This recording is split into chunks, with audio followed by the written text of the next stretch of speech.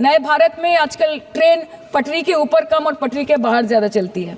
मुझे दुख लगता है इस सदन में ये कहते हुए मैडम कि मैंने अपने लोकसभा क्षेत्र जादवपुर लोकसभा क्षेत्र के लिए एक बारुईपुर कोबी सुभाष मेट्रो एक्सटेंशन की मांग की थी। मुझे डिपार्टमेंट से ये चिट्ठी मिली जिसमें उन्होंने लिखा है that this project is not economically viable and this project is unremunerative. तो आपको अगर सब जगह से पैसा चाहिए तो मुझे ये बात समझ में नहीं आती कि लोग खुद के लिए आपको वोट देते हैं कि आपके फायदे के लिए वोट देते हैं। मैं आपको इतना ही बोलना चाहती हूँ, दिस वॉज द रीजन अपने प्रॉफिट के लिए आज इन्होंने सीनियर सिटीजन का कंसेशन भी बंद कर दिया और सीना ठोक के ये बोलते हैं कि 2022-23 अर्थ वर्ष में हमने 15 करोड़ वरिष्ठ नागरिक से 2242 करोड़ कमाए। भारतीय रेल एक ऐसा मंत्रालय है, रेल मंत्रालय, कि आम आदमी का सपना जो है वो भारतीय रेल से होकर के गुजरता है। हम सबकी बचपन की यादें कहीं ना कहीं इससे जुड़ी और हमारा जो सपना है एक भारत श्रेष्ठ भारत, उस सपने को साकार करने के लिए भारतीय रेल एक केंद्र बिंदु की तरह दिखता है। आज हम आभार व्यक्त करेंगे हमारे यशस्वी प्रधानमंत्री श्री नरेंद्र मोदी जी का और हमारे रेल मंत्री अश्विनी वैष्णव जी का, जिनके नेतृत्व में भारतीय रेल अपने परचम पर है।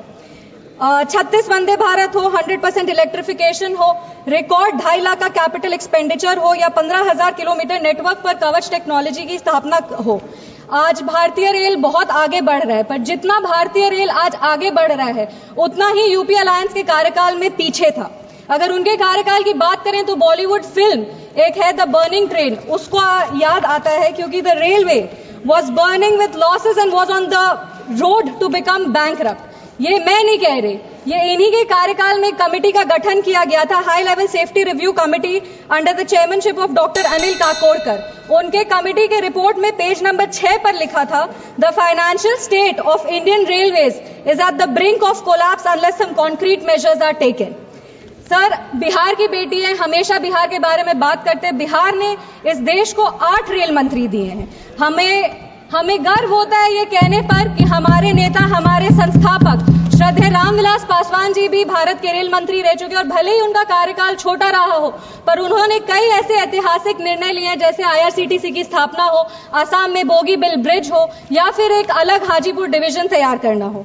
हमारे माननीय मुख्यमंत्री श्री नीतीश कुमार जी भी रेल मंत्री रह चुके हैं और उन्होंने भारतीय रेल को एक नई दिशा और दशा दोनों दिया है।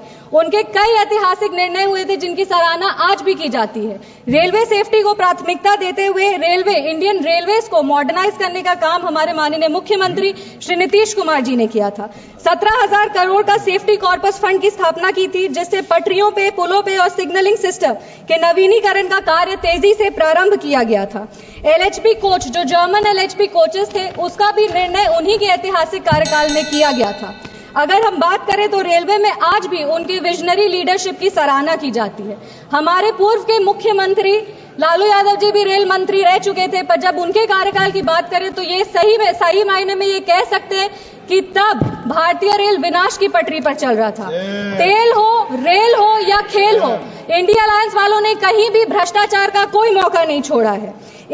उनके अगर रेलवे मॉडल की बात करें तो यह कहना सेफ रहेगा कि उनके कार्यकाल में ट्रेन ट्रैक पर कम चलता था और ट्रैक पर घोटालों की कहानियां ज्यादा चलती थी।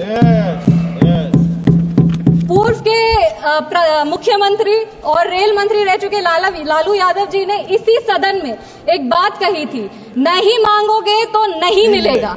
इसी सदन में उन्होंने ये बात की थी। पर हम आभार व्यक्त करेंगे हमारे रेल मंत्री का, जिन्होंने बिना मांगे बिहार को इतना कुछ दिया है।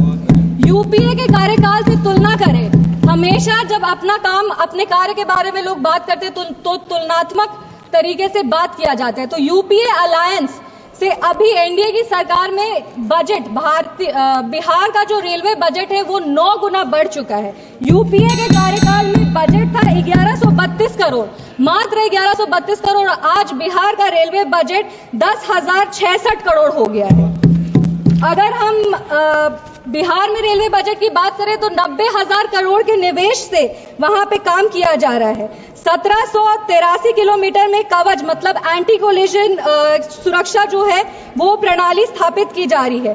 5,346 किलोमीटर में नई रेल लाइन की स्थापना की जा रही है, दोहरीकरण हो रहा है। और अगर आमान परिवर्तन का बात करें तो 97 परियोजनाएं प्रगति पर हैं। आज 3,164 करोड़ की लागत से 58 रेलवे स्टेशन को अमृत स्टेशन बनाया जा रहा है, जिसमें हमारे समस्तीपुर लोकसभा का जो समस्तीपुर डिवीजन का समस्तीपुर स्टेशन है वो भी अब एक अमृत स्टेशन बन रहा है। आज बिहार में 12 वंदे भारत चल रहे हैं जो 15 जिलों में 22 अनोखे स्टॉपेजेस दे रही है। दरभंगा में आनंद विहार टर्मिनल है जिसके बीच अमृत भारत एक्सप्रेस चलाई जा रही है जो 4 जिलों में 11 महत्वपूर्ण स्टॉपेजेस देती है। अगर हम बात करें तो 2014 से अब तक बिहार में 1832 किलोमीटर नई रेल लाइन बिछाई जा चुकी है जो मलेशिया के पूरे नेटवर्क से, रेल नेटवर्क से बड़ी है। और तो और सबसे ऐतिहासिक काम जो हुआ है वो 100% रेलवे इलेक्ट्रिफिकेशन बिहार में उस काम को पूरा किया जा चुका है। आज हम लोग रेलवे मंत्रालय से संबंधित अनुदानों की मांगों पर चर्चा करें तो हम रेल मंत्री जी का ध्यान आकर्षित करना चाहेंगे। हमारे समस्तीपुर लोकसभा की भी कुछ